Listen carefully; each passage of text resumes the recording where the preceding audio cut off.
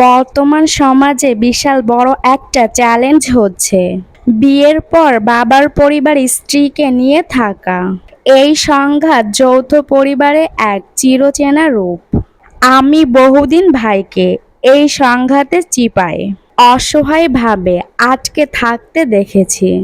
আসসালামু আলাইকুম, আপনারা সবাই কেমন আছেন? আলহামদুলিল্লাহ, আমরা অনেক ভালো আছি। করণীয় কি?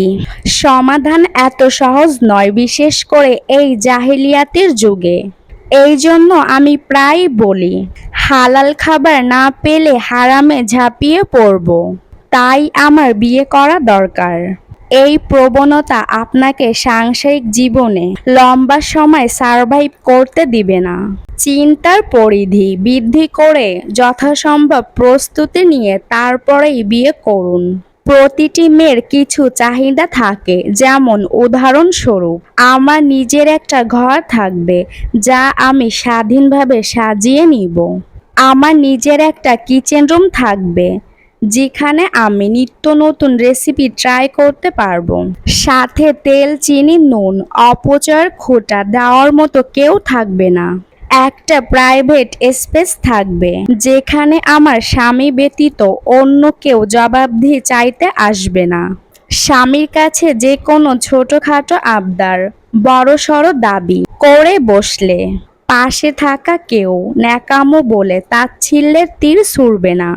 স্বামীর সাথে একান্ত সময় কাটালে বাঁকা চোখে কেউ তাকিয়ে থাকবে না।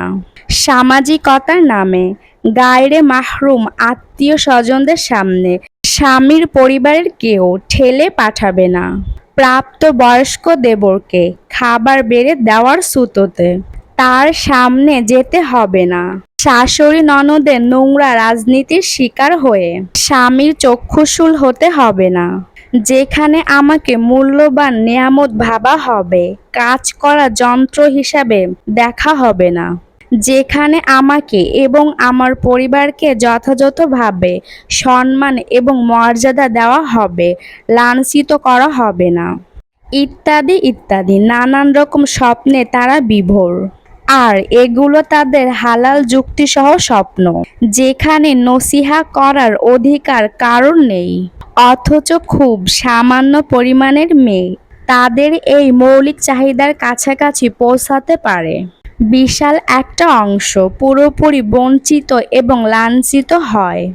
আজকের এই ভিডিওর সম্পূর্ণ কথাগুলোই বাস্তব। ভিডিওটি কেমন লেগেছে অবশ্যই কমেন্টের মাধ্যমে জানাবেন। পরবর্তী ভিডিও দেখার আমন্ত্রণ জানিয়ে আজকে ভিডিওটি শেষ করছি। আল্লাহ হাফেজ। আসসালামু আলাইকুম।